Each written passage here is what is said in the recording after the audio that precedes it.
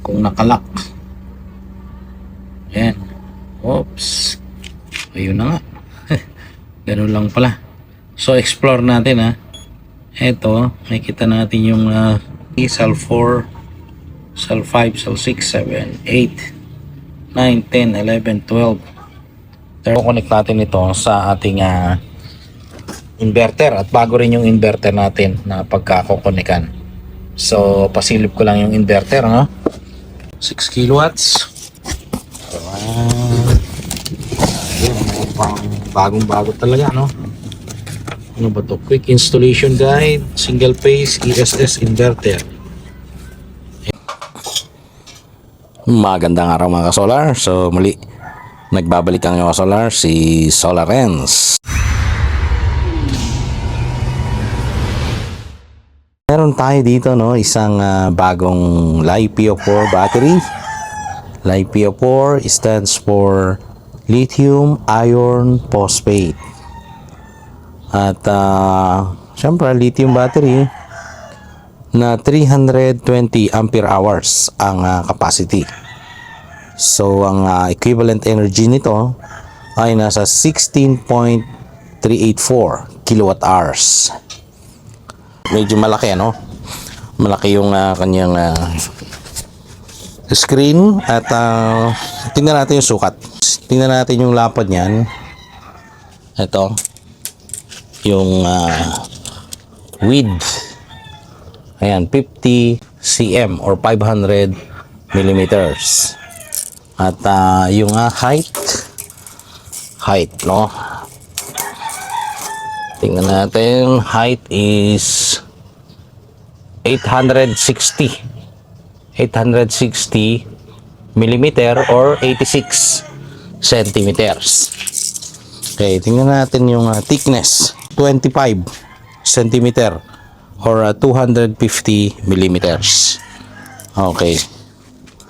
So, malaki yung kanyang LCD. Ito, yung monitor niya, yung kanyang interface. At may holder, no, dun sa gilid. Okay. So, ito ay floor standing na. At tingnan natin. So ito yan, no? Ayan, pwede natin paikutin. At may handle yan dito. Ayan. So ito yung likod niyan. Ayan ang likod. Wala siyang bracket para sa wall mounting, no? Medyo mabigat-bigat yata to. Ayan. So tingnan natin tong ibabaw. So ito ang cover niya. Ito. Yan. Andito mga terminals. Okay, lagay muna natin dito. Yan. So may terminals dito nakasama, no? So ito yung terminal ng negative. Dalawa para pag nagparallel pwedeng gamitin. At ito yung sa positive. Ito yung on and off switch. At pag nagparallel, ito yung ginagamit, ano? RS485A, RS485B. So ito naman yung connection, ano, para sa inverter, para mag-communicate ang battery at inverter. So ito naman yung LAN connection, ano, local area network. Pwedeng mai-connect sa laptop. So punta tayo dito sa DIP switch. Ang connection ng DIP switch ay ginagamit ito pag nagpaparallel. So may tamang settings para sa paggamit ng DIP switch. Kaya kung halimbawa ay dalawang battery ang gagamitin, no? Yung unang battery ay yun yung master, ay naka-down lang lahat yan. At yung first na slave or pangalawang battery pack ay dapat naka-on na yung itong DIP switch number 1. Itong DIP switch number 1. So kung tatlo naman, no, nakababa yung sa master at yung sa slave ay nakataas yung pangalawa at yung pangatlo naman, no, itataas na natin dito sa number 2. So yung pang-apat naman, halimbawa apat na battery pack na, isang master, tatlong slaves, no? Yung pang-apat na battery pack, which is number 3 slave, naka-off yung dalawa, 1 and 2 naka-off, no? At ang i-on lang ay yung number 3. So ganun lang yung sequence niya pag umabot ng 4. At ito, nakikita ninyo ito, equalizer external interface. So ito naman, itong equalizer external interface ay ginagamit pagka matagal ng gumagana itong battery at kinakailangan na ng balancing. Dito na tayo magtatap niyan. Ito, bilangin natin yung kanyang leads, no, yung pins, bilangin natin yung pins kasi ang laman nito ay 16 series or 16S. So 1, 2, 3, 4, 5, 6, 7, 8, 9, 10, 11, 12, 13, 14, 15, 16, 17, 18. Okay, so may excess pa ito na isang slot, pero ito ay nagagamit sa 16 series kasi itong pinakauna, ito na yung negative, no? So kino-connect ito sa main negative terminal ng series of cells, at ito yung sa first positive terminal, second positive terminal, third, fourth, fifth, sixth, seventh, eighth, ninth, 10th, 11th, 12th, 13, 14, 15, 16, no?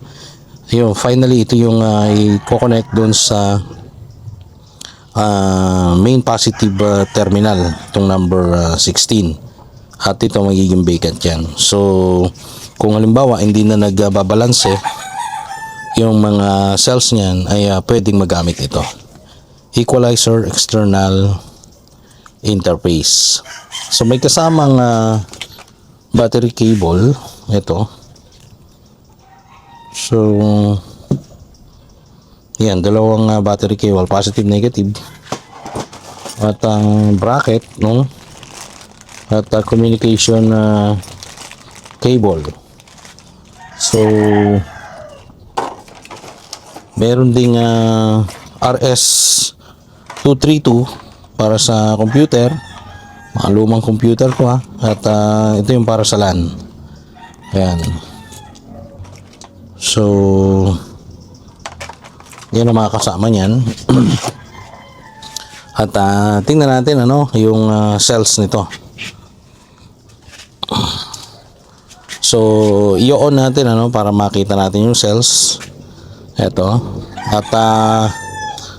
At makita natin yung kanyang LCD. Yan. Yun ang umilaw. So bukod dun sa LCD, yan, merong indicators ng kanyang state of charge. So pag full charge nandito 100%, and then 80%, 60, 40, and 20 na percent yan. At yung alarm, nagkakaroon ng fault, magbabago yung color nito, yung alarm magiging red. Okay. So ang tawag dyan sa percentage na yan, yung mga ilaw na yan, ay SOC or state of charge LED. So pagka nagkaroon ng hibernation, no, yung lahat ng LEDs ay mag-o-off dahil sa under voltage. Welded type pa. Ayan ang mga cells. So hanggang dito sa baba, 16 yan 16. So dito yung main negative, main negative terminal at main positive terminal. So yung BMS nito, ayan, phase BMS ang ginamit. At may kita natin mayroon pang lagayan ng active balancer dito. Ayan. Yung black, 0 kasi ang number niyan. Nag-reverse counting tayo, pero talagang pinaka-start niyan dito sa black. Kasi yung black na yan yung nakakonect dito sa main negative terminal. Tapos mangyayari dyan, yung unang positive dito, tapos sa second positive dito, hanggang sa pumunta yan dito sa last, itong number 16 na positive. So kung dumating yung time na kailangan magbalanse, no, pwedeng maglagay ng active balancer dito.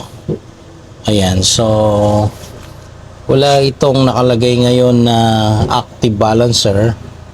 Nilagyan lang para kung sakaling mag-top balance at gagamitin na mas mabilis na magbalanse, dito na lang lalagay yan. So ito rin yon, external equalizer. Ayan. Pero wala akong nakikitang active balancer mismo nito ngayon. Itong Pace BMS. Ayan. So hindi ito yung mga bolt and nut type, kasi ito mga welded. So kapit na kapit yan.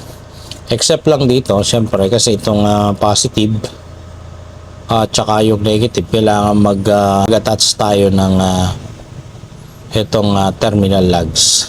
Ayan, so dalawang ang nakalagay ay dalawang 25 mm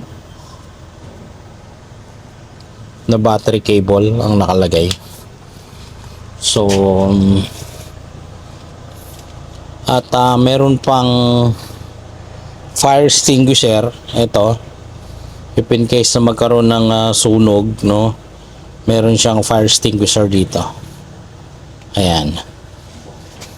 So yan yung laman nitong battery na to.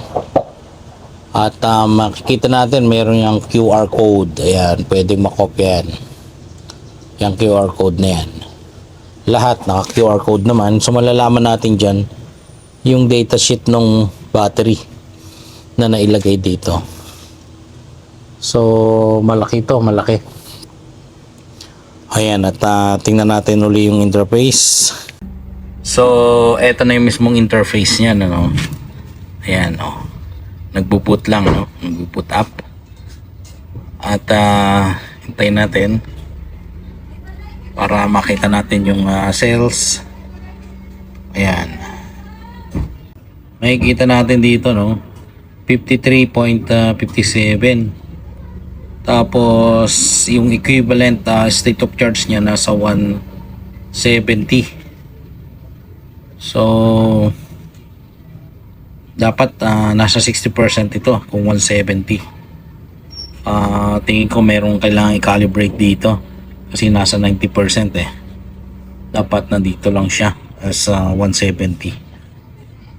So tingnan natin kasi kung isasalik natin, merong choice of language. Ayan, Chinese, ito may Arabic pa.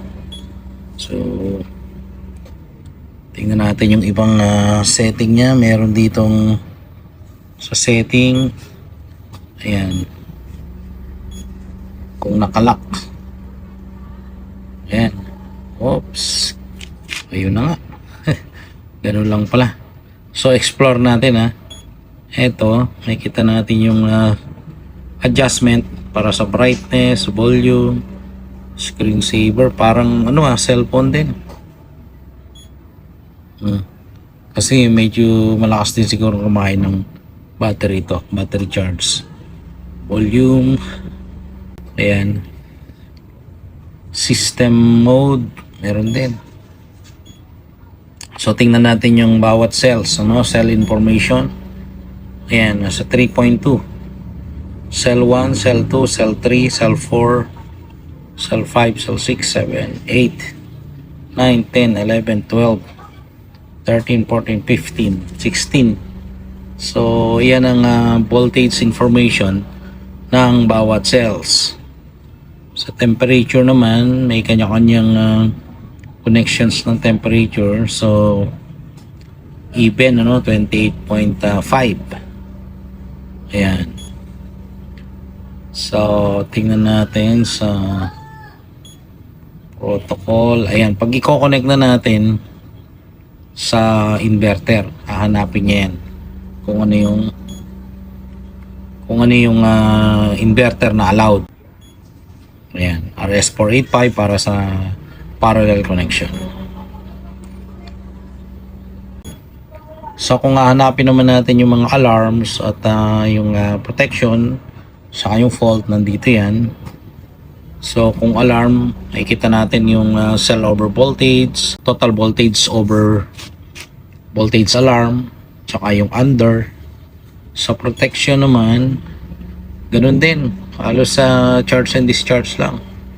Tapos yung sa temperature, ano. Sa fault, ayan, discharge, MOSFET, at saka yung charging, fault sampling, restrictor board result. So yun. So yun lang yung ating interface.